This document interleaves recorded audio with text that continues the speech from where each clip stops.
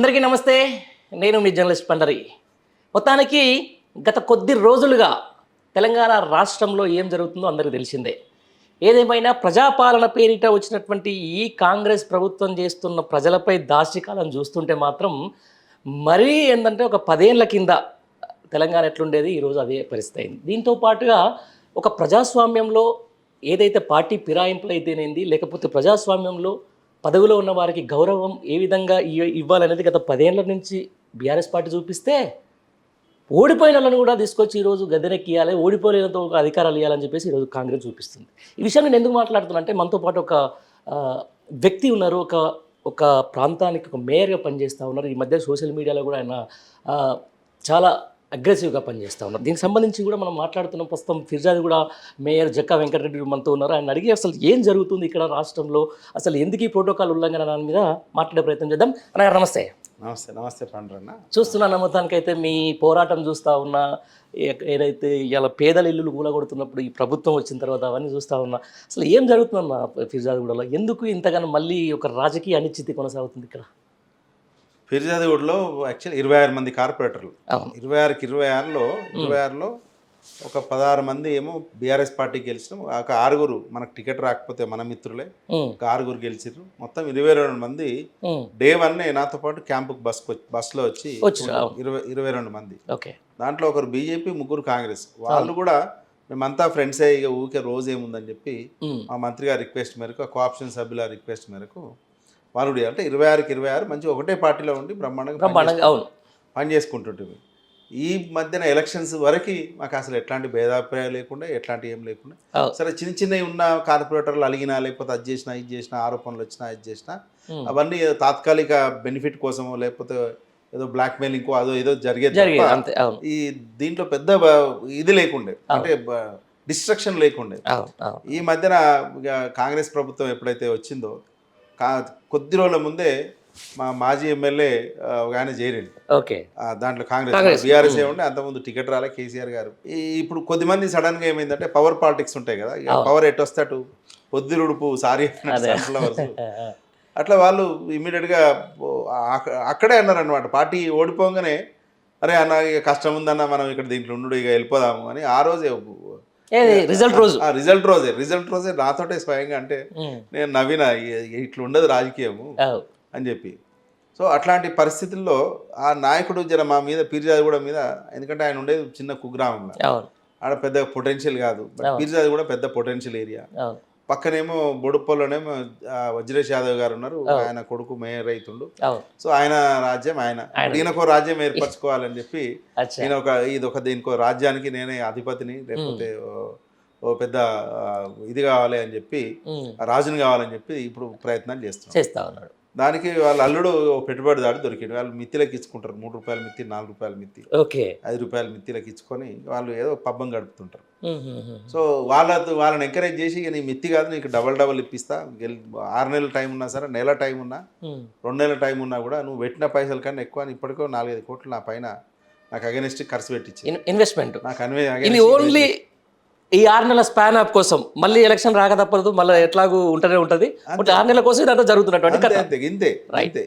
So అట్లా విపరీతమైన ఖర్చు అంత పెట్టుబడి పెట్టించి వాళ్ళ అడుగుతుంటే, మా సుధిరెడ్డి గారిని అడుగుతుంటే, ఎందుకు నీకు డబల్ ఇప్పించే ప్రయత్నం చేస్తా, నీతో పాటు ఏముంది, నేను సాలార్ జంకంచెల మనం ఇష్యూ క్రియేట్ చేద్దాం. ఇష్యూ క్రియేట్ చేసి దాంట్లో ఎంత కావాలంటుంది. ఎందుకంటే సర్వే నెంబర్లు అన్నీ ఒక ప్లేస్లో ప్లాట్లు ఉంటాయి, ఇంకో ప్లేస్లో సర్వే నెంబర్ ఉంటుంది. So same survey number same చోట మీకు అంత ఆ కాలంలో 1 to 10, 1 to 21 వేసి లేఅవుట్ చేసిన సందర్భాలు ఉంటాయి. అప్పుడు లొకేషన్ స్కెచ్, సర్వే నెంబర్ ఇంత స్పెసిఫిక్గా ఉండకపోతుండే. హెచ్ఎండి కానీ, డిటీసీపీ లేఅవుట్ కానీ, లేకపోతే గ్రామ పంచాయతీ లేఅవుట్ కానీ. సో దాన్ని అడ్డం పెట్టుకొని ఆ 350 ఎకరాలు వాళ్ళదే, ఆ ఫ్యామిలీదే. కాబట్టి ఎవరైతే నా మీద మేయర్గా నన్ను దించి ఎక్కుదాం అనుకుంటున్నాడు, వాళ్ళ తాతలు వాళ్ళ నాయనలే అమ్మేది. సో లింకులన్నీ ఆయనకి ఎరికే, ఎక్కడ ఏముంది, ఏం లొసుగు ఉంది, ఏం కథ అయిందని. నా 6 ఎకరాల మీద ఒక ఆర్డర్ కూడా తీసుకొచ్చిర్రు, Satyanarayanapuram road number 1 to 3.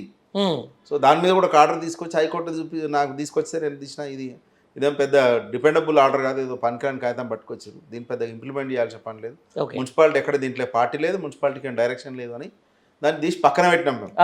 So అప్పటి నుంచి ఇక వాళ్ళు ప్లాన్ వేస్తున్నారు అనమాట. ఈ సత్యనారాయణపురం లేకపోతే సాయిప్రియ లేకపోతే సాయేశ్వర్య ఎట్లా చేయాలి, ఎట్లా చేస్తే మనం 100 కోట్లు సంపాదించవచ్చు అని చెప్పేసి. చూడండి అతి భారీ స్కెచ్ రేపు పెద్దగా కనిపిస్తుంది మీకు ఆ మార్పు కనిపిస్తుంది. అదే అంటున్నాను నేను చాలా మంది. ఎందుకంటే ఇప్పుడు ఈ రాజకీయ కుట్రలో సామాన్యులేగా బలయ్యేది. ఇప్పుడు సాలార్జంగ్ కంచెకి సంబంధించి గత ప్రభుత్వం ఏదో జీవో 117 జీవోనో ఏదో అక్కడ మన 118 జీవో 118 జీవోలో అక్కడ నుంచి ఒకరు మన ఎల్బీ నగర్లో కొంచెం మంది రెగ్యులైజ్ చేశారు. సో అలా కూడా ఇది కూడా చేసిన పరిస్థితి మొత్తం అయ్యే సాఫీగా వాళ్ళు చిన్న చిన్న గుడిసెలు కూడా లాంటి ఒక గుడాల లాంటివి కూడా ఏర్పాటు చేసుకున్నారు. గవర్నమెంట్ 3వ తారీఖు రోజు పడిపోయింది, కాంగ్రెస్ వచ్చింది, 5వ 6వ రోజు కూలగొట్టేసి. అంటే ఎందుకు ఇంత కుట్ర? ఎందుకంటే మీ మీద కోపంతో జరుగుతున్నటువంటి కథనా, లేకపోతే నిజంగానే ప్రజలకు మీద కోపం ఇదంతా? నా మీద కోపం అయితే నా పర్సనల్ అసెట్స్ మీద అటాక్ చేయాలి, అవును, నా పర్సనల్ క్యారెక్టర్ మీద అటాక్ చేయాలి, నా ఫ్యామిలీ లేకపోతే నన్ను ఇది చేయాలి. పాపం వాళ్ళు నా ప్రాపర్టీలు కావు కదా అవి. దాదాపుగా 350 ప్లాట్లు సాయిప్రియలో మేమే ఫెన్సింగ్ చేసినాం. మేము వచ్చిన మేయర్ ఎలక్షన్స్ అయిన కొత్తలో కేసీఆర్ గారు ఏం చేశారంటే కలెక్టర్లకు అధికారాలు ఇచ్చి 100% గవర్నమెంట్ ల్యాండ్స్ ఎక్కడెక్కడైతే ఇన్వెంటరీ ఉందో గవర్నమెంట్ ల్యాండ్స్ని లోకల్ బాడీస్కి అప్పచెప్పండి. ఓకే, అప్పచెప్తే వాళ్ళు రేపు స్టేడియం కట్టుకుంటారు, లేకపోతే ప్లే గ్రౌండ్, లేకపోతే ఒక కళాభవను, లేకపోతే కూరగాయల మార్కెట్, లేకపోతే హాస్పిటల్, స్కూల్, ఇట్లా రకరకాల వాళ్ళకి అవసరాలు ఉంటాయి మున్సిపాలిటీస్కి అని చెప్పి ఇచ్చిన క్రమంలో అక్కడ సీలింగ్ ల్యాండ్ ఉంది, సర్వే నెంబర్ 1011 అని, అట్లా 1 అని కూడా ఉంది. అంటే 1011 చేయడం చాలా క్లియర్గా ఉంది. అక్కడ కన్స్ట్రక్షన్ సేమ్లో ఎప్పటి నుంచో బోర్డులు పెట్టి దాదాపు 20 ఏళ్ళ కింద నుంచి వాళ్ళు ఎక్కడ కూడా కట్టనీయలే. ఓకే, బట్ ఈ సర్వే నెంబర్ 1 వచ్చి చాలా ఇండ్లైన్ అయ్యి చాలా వరకు ప్లాట్లు కొనుక్కోవడం జరిగింది, చాలా వరకు పర్మిషన్లు వచ్చినాయి. మెజార్టీ ఐడెంటిఫై చేయలే ఇక్కడ 1లో ఎక్కడ సీలింగ్ ఉందా లేదా అనేది అసలు దాంట్లో చాలా డిస్క్రిపెన్సీ ఉంది. అందుకనే 1 అప్పుడున్న కలెక్టర్ గారు కూడా ముట్టుకోలే, అప్పుడున్న తహసీల్దార్ కానీ అప్పుడున్న మేము కానీ ల్యాండ్ కూడా మాకు 1లో అలాట్ చేయలేదు, ఓన్లీ 1011లోనే అలాట్ చేసాం. సో ఫెన్సింగ్ వేసినాం మేము. ఫెన్సింగ్ వేసిన క్రమంలో ప్లాట్ ఓనర్లు అందరూ మాకు ఆ సుఖేందర్ రెడ్డి అనే ఆయన ఆ లిక్విడ్ డాక్యుమెంట్లు పెట్టుకొని మాకు పంపించిండు. మేము ఏదో మోసపోయినాము, నెంబర్ రాంగ్ ఉంది తప్ప మేము పొజిషన్ మీద ఉన్నాం, మాకు కొన్ని హెచ్ఎండిఏల దాంట్లో ఎల్ఆర్ఎస్ అయినాయి, కొన్ని పర్మిషన్లు వచ్చినాయి 2-3. సో సార్ మాకు అని చెప్పి కేటీఆర్ కానీ వాళ్ళు రెగ్యులర్గా వాళ్ళు కలవడము రకరకాల దాంట్లో కలిసింది. కేటీఆర్ గారు మాకు కూడా ఇన్స్ట్రక్షన్స్ ఇచ్చారు, వాళ్ళు రెగ్యులర్గా అడుగుతున్నారు, ఒకసారి మేయర్ గారు వెంకట్ ఒకసారి పోయి పరిశీలించండి ఏమైనా చేయగలమని. అప్పుడు ఉన్న ఫ్యాక్టు వాళ్ళ స్టాఫ్ మొత్తం ఎవరికైతే మనకు వచ్చిందో వాళ్ళందరికీ ఎక్స్ప్లెయిన్ చేయడం జరిగింది. టీం మొత్తానికి సాయిప్రియ అనేది 350 ప్లాట్లు నిజంగానే వీళ్ళు మోసపోయారు కాబట్టి మనం వాళ్ళకి ఏమైనా న్యాయం చేయాలి అని చెప్పి మనం కూడా చెప్తే దాని సబ్సిక్వెంట్గా ఎల్బీనగర్లో ఇష్యూస్ ఉన్నాయి, అట్లా రకరకాల ఇష్యూస్ ఏదైతే పొజిషన్ మీద ఉండి డాక్యుమెంట్ ఉండి నిజంగా సర్వే నెంబర్ రాంగో లేకపోతే గవర్నమెంట్ అది అదని ఉన్నదానికి 118 జీవో ఇచ్చారు. ఎల్బీనగర్ అటుపక్క మేజర్ ఇచ్చారు. మా మేడ్చల్ కాన్స్టిట్యున్సీలో కానీ మన ఇటు కానీ ఓన్లీ మా పీర్జాదిగూడలో సాయిప్రియ సత్యనారాయణపురం రెండింటికే 118 జీవో మనకు ఎలిజిబిలిటీ ఇచ్చారు. దాంట్లో అప్లై చేసుకోమని కేటీఆర్ గారే స్వయంగా పిలిచి ఎల్బీనగర్లో మీటింగ్ పెట్టించి మేము అందరిని పోయి వాళ్ళందరూ చేసి వాళ్ళు అప్లై చేసుకుంటే ఈలోపు గవర్నమెంట్ మారిపోయింది. గవర్నమెంట్ మారంగానే వచ్చింది అని చెప్పి ఫస్ట్ కన్ను 350 ప్లాట్లు, దాంట్లో ఇక మనం ఒక్కొక్కరిని పిండుకోవచ్చు అని చెప్పి పొద్దున 6 గంటల నుంచి కూల్చివేతలు అనేది మొదలుపెట్టి. అవును, ఆ కూల్చివేతలకు సంబంధించి మీరు కూడా అక్కడ నుంచి లైవ్లో మాట్లాడారు. చాలా అవసరం ఉంటే నా పదవి ఇచ్చేస్తే కానీ చాలా విషయం జరిగిన విషయం. ఇది 1 సర్వే నెంబర్లో ఏం జరిగిందంటే 3 ఎకరాల అసలు 6 ఎకరాల అనేది క్లారిటీ లేదు, అసలు మ్యాప్ ఎక్కడ ఉందో కూడా క్లారిటీ లేదు, అసలు ఎక్కడ కూడా రికార్డ్ లేని దాన్ని బట్టి కలెక్టర్ గారు ఆర్డీఓను లేకపోతే ఈ పొలిటికల్ ఈ సుద్దిరెడ్డి టార్చర్ భరించలేక పాపం మా తహసీల్దారు ఈ పోలీసు వాళ్ళు ఈ యొక్క లోకల్ పొలిటికల్ లీడర్లు గెలిచినోడన్నా పాపం ఇక్కడ జులుం చేస్తలేడు, కానీ ఓడిపోయినోడు పోటీ కూడా చేయనోడు ఓడిపోయినా కూడా నిమ్మలంగానే వాడు పాపం పోటీ చేయనోడు టికెట్ రానోడు కూడా ఎగిసెగిసి పడి ఇదంతా ఒక పెద్ద రేవంత్ రెడ్డి నా తమ్ముడని ఇదంతా అని చెప్పుకొని తిరిగి మడదలు రేవంత్ రెడ్డి భార్య ఈయనకు మడదలైతుంది, దూరం చుట్టం. ఇక అధికారం వచ్చినాక అంత దూరం వాళ్ళు అంతా తోకలున్న వాళ్ళంతా చుట్టాలే అవుతారు. కుటుంబ పాలన సమస్య ఏంటంటే రేవంత్ రెడ్డి గారిని కూడా ఈ సుధీర్ రెడ్డి గారు ఎంత డ్యామేజ్ చేయాలో ఎంత బదనాం చేయాలో అంత చేస్తున్నాడు లోకల్లా. బ్రహ్మాండ మామూలుగా ఇదివరకు బీఆర్ఎస్ పార్టీలో ఉన్నప్పుడు కూడా ఆయనకి ఎందుకు టికెట్ నిరాకరించినా కూడా మీకు తెలిసే ఉంటుంది. విధంగా చెప్పాలంటే చెప్పొచ్చు, మా ప్రేక్షకుల కోసం కూడా చెప్పొచ్చు. అసలు ఎందుకు ఆయనకు ఎమ్మెల్యే టికెట్ వేయలే? యాక్చువల్గా సుధీర్ రెడ్డి గారికి ఫస్ట్ టికెట్లు అనౌన్స్ చేసేటప్పుడే ఆపేసారు. ఆపేసినాక కేసీఆర్ గారు మళ్ళీ ఎంక్వైరీ చేయించారు.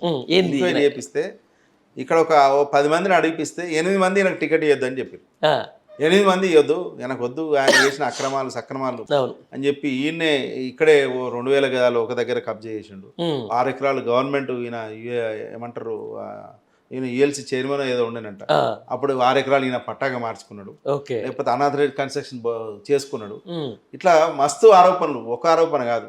లేకపోతే ఈయనకున్న అలవాట్లు కూడా మంచి అలవాట్లు, దురలవాట్లు ఉన్నాయి. సో అది ఆయన పర్సనలే కావచ్చు కానీ బట్ ప్రజాప్రతినిధి ఉండే కదా అవును. ఉన్నప్పుడు. సో ఇట్లాంటి ఆయన ఎంకరేజ్ చేస్తే అహం బాగుంటుంది, ఎవరిని పడితే ఆయన ఇష్టం అనేది తిడుతుంటాడు. ఉమ్, ఒక పద్ధతి లేదు పాడలేదు అని చెప్పి కేసీఆర్ గారు ఇవన్నీ వేసి ఈయనైతే గెలుచుడు కష్టం, అనవసరం పార్టీ కొట్టి సీట్ నష్టపోతామని చెప్పి అప్పుడు మల్లారెడ్డి గారికి పిలిచి టికెట్ ఇచ్చారు.